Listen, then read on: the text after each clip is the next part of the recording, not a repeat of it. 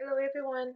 For the information presentation, our group consists of me, Len, Amy, Rachel, Ashley, and Julian. We'll be going over endocarditis. From the name of it, you can kind of guess that endocarditis is related to the heart. It is the inflammation of the endocardium layer, which is the innermost layer of the heart, and it is the membrane that line the inside of the foreheart chamber. So it is gut affected, and the heart valves are also gut affected, but it's mostly affecting the heart valves. And I'll be going over the pathophysiology and etiology of endocarditis in the next couple of slides. Endocarditis is also known as infective endocarditis, or IE. When pathogens enter the bloodstream through so many different pores, such as invasive procedures like dental procedures, mitral valve relapse, pacemakers, or dirty needles in IV drug users, these pathogens find their way to the heart and lodge in and around damaged tissues, which is the cause of the subacute form, and clinically extended over months. Whereas the acute form is which the healthy valves are affected and manifested more severely and deadly. Those are the two types of form. Those are the two types of endocarditis. The causes are Staphylococcus aureus and Streptococcus viridans, and the other rare ones are fungi and viruses. When these pathogens lodged on the heart valves, they call vegetations. So these infectious vegetations start growing and growing on the heart valves, and this makes it hard for the heart to keep a tight seal and pump correctly. This in turn leads to a low cardiac output, causing a low oxygen to the body, and in severe cases, it can lead to heart failure. Sepsis is the cause of endocarditis. It is a severe blood infection, we all know sepsis. And when there's a large number of bacteria into the bloodstream, these bacteria is large enough to develop endocarditis. The risk factors, so these are the main five risk factors of endocarditis. Aging is more than 50% of older people have aortic stenosis. The aortic valve and the mitral valves are the two main valves that got affected from endocarditis. IV drug users, like I mentioned earlier, because of the dirty needles, use of prosthetic valves, pacemakers, use of intravascular devices resulted in healthcare associated infections such as MRSA. And the last will be the renal dialysis. Hi guys, this is Emmy. I'm going to be going over the clinical manifestations. And generally, the manifestations of infective endocarditis are nonspecific and can involve multiple organ systems. You're going to have general symptoms of infection, including fever, chills, weakness, fatigue, and anorexia. Also, you can develop arthralgias, myalgias, back pain, abdominal discomfort, weight loss, headache, and clubbing of fingers can occur in some acute forms. And of course, fever may be absent in older adults or those who are immunocompromised. So a lot of the symptoms are going to be vascular. So you're going to have hemorrhages that can occur in the nail beds, ulcers, nodes, Janeways, lesions, and Ross spots. And I have pictures of those. And of course, it's not really a symptom a patient would know, but you can develop a systolic murmur, and also heart failure can result from the valvular damage. And also, due to vegetative growth, some of that growth can break off and cause an embolism in other parts of the body, and also tear the blood vessels. So this is where you get all the vascular signs. So here's a picture of a splinter hemorrhage. And this is an Osler nodule. This is just a hemorrhage in the palm. And then these are Jane's-Weiss lesions. They're petechiae in the heels, but they can occur anywhere. And then Ross spots, and these are microhemorrhages in the retina. Hello, this is Julian, doctor here. So I'm going to be talking to you about diagnostics of endocarditis. First of all, is to get a good history from the patient. Past surgical history is very important, including any dental surgery, any infection recently is also important to know. Three different cultures from three different locations. They're going to grow these in the lab, and then if they grow positive for bacterium, it's going to help the doctor figure out what type of antibiotic will work for the infection. The second is a ESR, which is the erythrocyte sedimation rate, which is an inflammatory marker, followed by C-reactive protein, which is a glycoprotein produced in the liver due to acute inflammation. Then a basic BMP, just to check your body how it's handling the stress on it. So they're going to check all your electrolytes, and a CBC as well. They're going to look for leukocytosis, which is elevated white blood cells. Other diagnostic studies they're going to use is going to be an electrocardiogram. It's going to check the electrical activity of the heart, a chest X-ray, which is going to check the size of the heart, an echocardiography, which is an ultrasound, and they could do this through the chest wall or through the esophagus, depending on what the doctor orders, as well as a CT angiogram, which will show a slice-by-slice view of the heart internally. Okay, so what we're going to be looking at here is a rhythm strip on an ECG. This is a first-degree AV block, and it's confirmed by a prolonged PR interval lengthened beyond 0.20 milliseconds. So how this is going to work is the heart valves are going to be so inflamed and engorged, the mitral valves, and they're going to be so close to the SA node where it's actually going to cause issues in the electrical activity of the heart, which is going to show on a ECG. This slide, you're going to see the echocardiography, and if you look at the arrows, you're going to see the enlarged mitral valves caused by the inflammation or an infection secondary to endocarditis.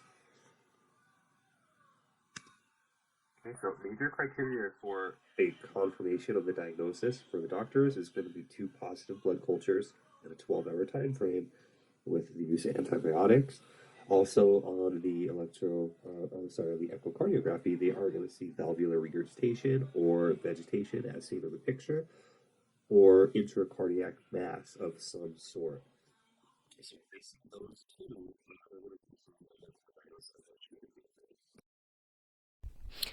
Hi, I'm Ashley Garduno, and I'm going to be talking about the collaborative care and treatment involved in a patient with endocarditis. So there's going to be a lot of hands involved in a patient who's hospitalized with endocarditis. You're going to have the physicians who are going to order the diagnostic studies, order the medications, order the labs that need to be drawn. Cardiology will be involved because it has to do with the heart, so we want to know how this is affecting the heart. Is it affecting the function of the heart? Has it vegetated on a valve, and we're going to need to take this patient into surgery? So we'll need to have cardiology involved for those recommendations.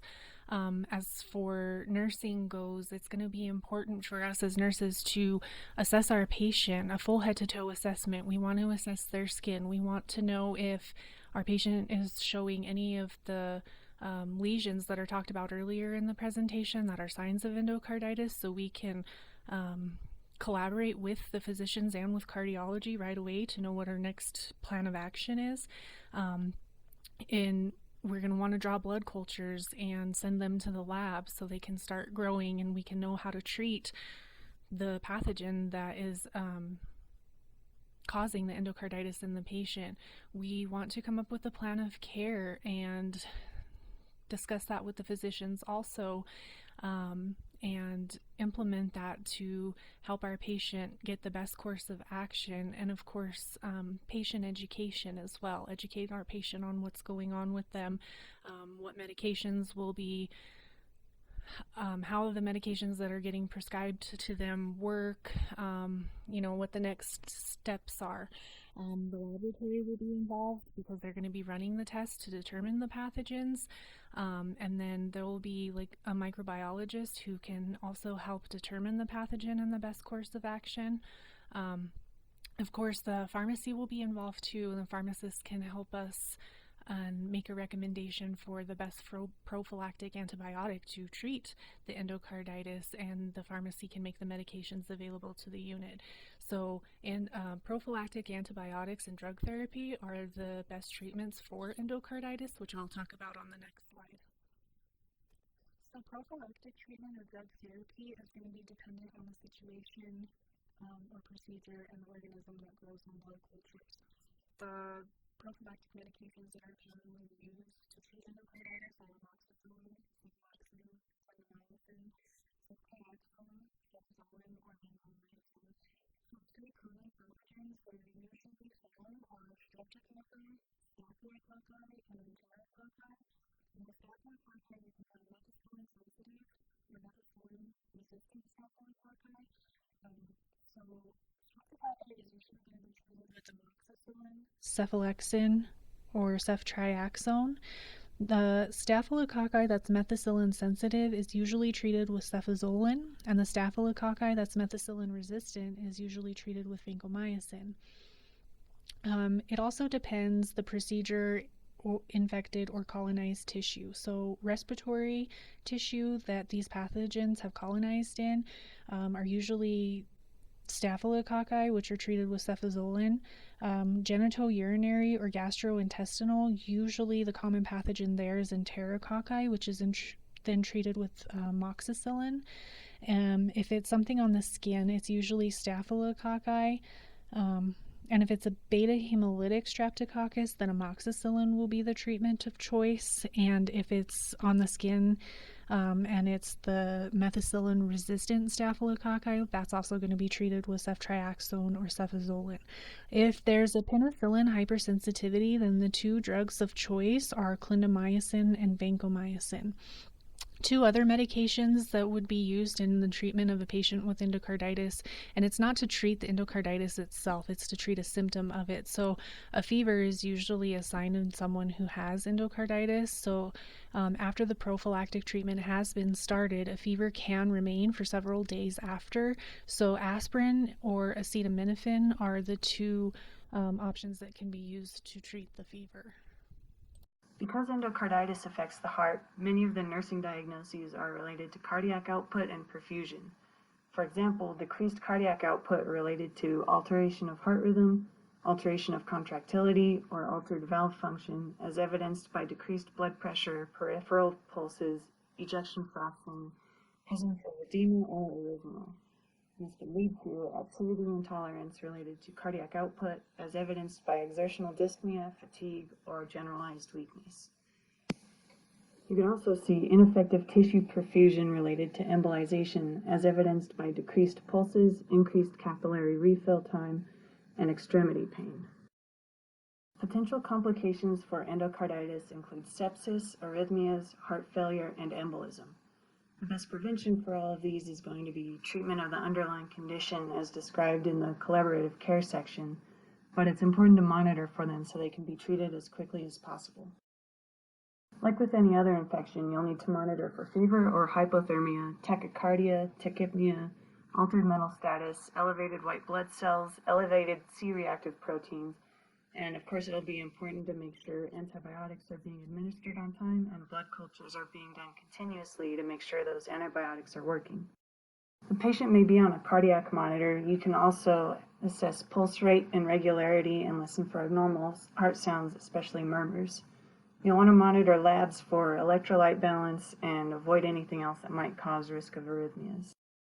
In addition to monitoring for arrhythmias, you'll need to look for signs of heart failure such as peripheral or pulmonary edema, and you'll want to watch their daily weights and assess for JVD.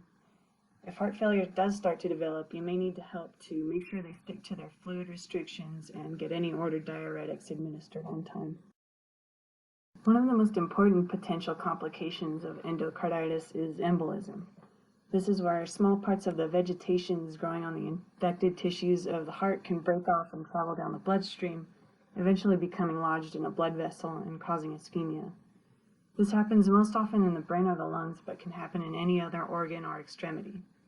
So you're going to want to watch for signs of stroke, including altered mental status, unilateral weakness, slurred or difficult speech. You'll monitor for signs of pulmonary embolism like dyspnea, hemoptysis, hypoxemia, and chest pain, and signs of arterial embolism in the limbs, such as weak or absent pulses, pale, cool skin, paresthesia, and paresis. Emboli can also block arteries leading to any of the internal organs, but especially the liver, spleen, and kidneys. So you'll want to monitor for abdominal pain, fever, chills, and change in urine output and BUN and creatinine.